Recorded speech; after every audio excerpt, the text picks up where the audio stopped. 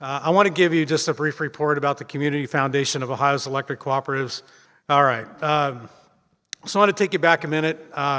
Some of the folks at Logan County Electric Cooperative will remember this, but back in 1998, at the annual meeting of Logan County Electric Cooperative, I remember standing in front of a group of about 300 members at our annual meeting and proposing that we adopt this new program at that time called the Operation Roundup Program. Members overwhelmingly supported this program, and here we are, 24, 25 years later, and that program is still alive and well. Of course, many co-ops in Ohio and around the country have adopted that same program, and regardless of whether you have a formal Operation Roundup program or not, electric cooperatives have always been committed to the communities that we serve. So fast forward to 2017, and now I'm on the receiving end of a conversation with Pat, where he declared that we, Buckeye Power and Ohio Electric Cooperatives, a statewide organization, need to have the same commitment to community that each of our cooperatives demonstrate each and every day. That discussion was the lift that we needed to form the Community Foundation of Ohio's Electric Cooperatives. The Community Foundation of Ohio's Electric Cooperatives is a 501c3 charitable organization. Our mission is to improve and advance the quality of life by donating to charitable causes supported by Ohio's Electric Cooperatives and their employees. Since 2017, we have been advancing the foundation giving, funding, and overall support of this mission. So our giving guidelines, and many of you have been participating in these programs, was created to provide financial support to the following types of organizations: electric cooperative affiliated charitable organizations, including disaster relief efforts associated with electric cooperatives impacted in the communities and employees. Again, these are charities that you care about in your local communities. Local organizations or organizations with OEC employees are personally involved in or that are 501c3 charities. These are charitable organizations that we, meaning our employees at Ohio Electric Cooperatives, care about. Charitable activities associated with international electrification efforts and charitable activities that provide financial assistance to the families of injured and fallen electric cooperative employees. So where does our funding come from? Well, unlike you guys where you have this Operation Roundup program with only 25 members, if we implemented an Operation Roundup program and rounded up to the next whole dollar amount, that would raise a whopping $150 per year. So we really can't round up your electric bill, even though if you want to, we probably could. We'll talk to the accounting about that. But instead, we looked at many ways to fund the foundation. It starts with leadership giving by nearly half of the OEC employees. Through payroll deduction, employees contribute substantially to the foundation. Additional funds come from special events, such as the Columbus Blue Jackets fundraiser we hosted back in January, the Ohio Line Supervisors Golf Outing that'll take place on September 1st, and other events that we use to raise money. All of you have been extremely generous when called upon for donations to the International Electrification Program, where we donated shoes, water filters, and many other much-needed supplies to village residents when we did these projects. And lastly, we looked to the sale of specialty license plates, honoring fallen line workers to provide funds to help their surviving families. The current financial status of the foundation, this was as of the end of June, really put us in an excellent financial position. So we've been collecting money and doing these projects since 2017.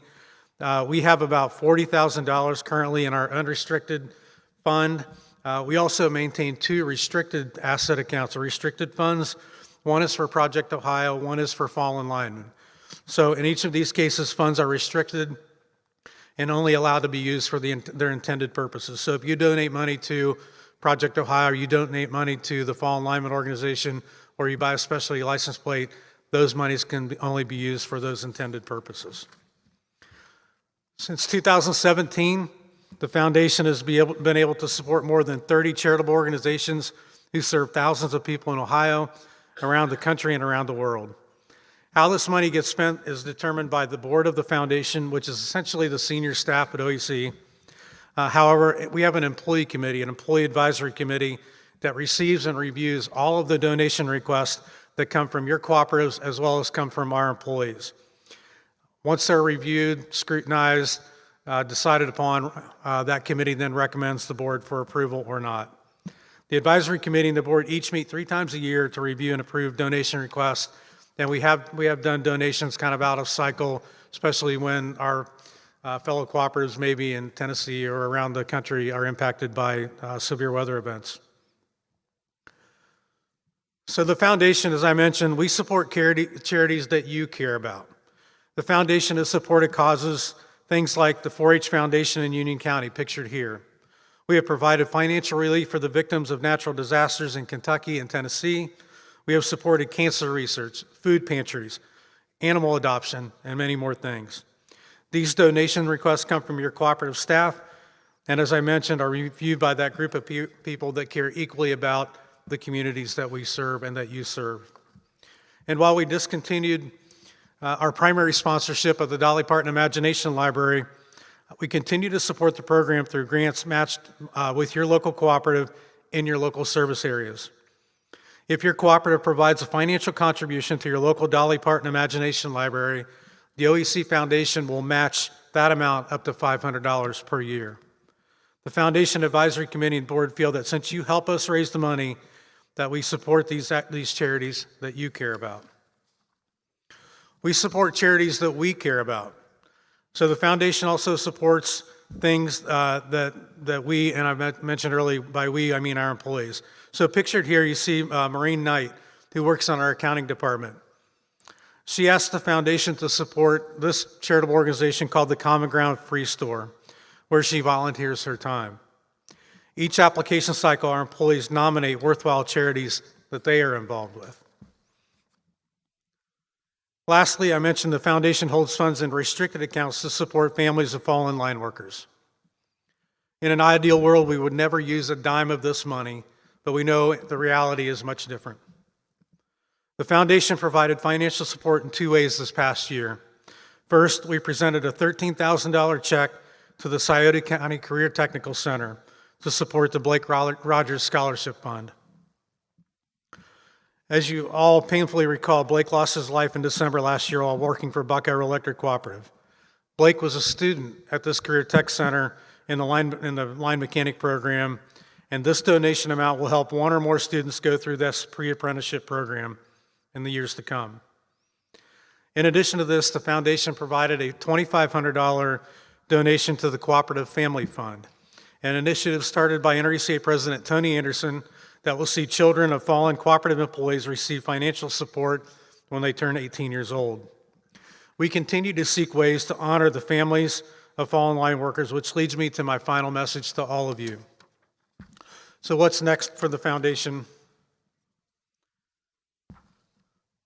Pleased to report, just about a week ago, we asked the board to review and eventually adopt a new Fallen Line Worker Memorial Scholarship.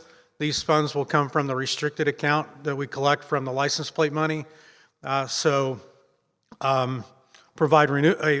the scholarship will provide a renewable, up to 5-year renewable scholarship to the spouse or children of fallen line workers that aren't otherwise eligible for similar funds like the Cooperative Family Fund. So think about that. Not only are we supporting the children, but the surviving spouse as well through this scholarship fund. We're really pleased to have this program in place. So what's up next? We hope that you continue to support the foundation when given the opportunity. You guys have been extremely generous with your support in the past, but as we know, the work is never done. You can support the foundation by participating in fundraising events such as the OLSA golf outing on September 1st, which, by the way, right now, I'm happy to report is sold out. We have 140 golfers. We have a completely full golf course with a waiting list of teams to get in. That is truly amazing. But there are other ways to sponsor. We still are accepting tea and green sponsors, and you can help provide that same financial support. The proceeds of this year's events will go to the Blake Rogers Scholarship Fund as well. We also plan to host another night out at the Columbus Blue Jackets this winter, and other events as they come before us. These events allow us to come together and enjoy some fellowship, food, laughs, while supporting the foundation. Again, there'll be many other opportunities along the way, which we hope you'll show up and help. Ohio's electric cooperatives are also committed to our 4th international electrification project next year. In 2024, we will send our linemen to Guatemala to electrify a village that has never had electricity. This powerful experience is capped off when donations from Ohio employees and trustees are put to work in providing much needed personal items like water filters, computers for learning, fans for cooling school buildings, and much more. We're hopefully days away from determining where in Guatemala we'll be going, and soon thereafter we'll be put out a call for donations to support the local charitable needs. Again, you have been extremely generous in the past, and we thank each and every one of you for that. Last thing, an easy way to support the foundation and the families of fallen line workers is to purchase a fallen line worker specialty license plate when you renew your tags. First of all, can I see a show of hands? How many people in the room have one right now? Okay, I see that as a tremendous opportunity. So for an additional $20, when you renew your license plates, when you renew your tags, you pay an extra $20. $10 of that will go into a restricted fund account of the foundation and help these families of fallen line workers. So $20, 10 of it goes into the foundation. So again, we appreciate that support. Let's see. Oh, back. There we go. Last thing, kind of in the what's next category is we're just going to continue to do what we do. We're going to continue to support charitable causes in your neighborhoods and ours. Missy put this quote up here. It's arguable who stole it from who, but I just want to repeat it. We make a living by what we get. We make a life by what we give. You guys have been extremely generous with your money and your time and your resources. We thank you for that. We know there are a lot of opportunities to give to our charities. You have churches, you have local charities back home, and that support is so meaningful to so many. But it's nice to know that we can do some good here as Ohio's Electric Cooperatives. So that concludes my report. Just want to thank you again for all your support. Thank you.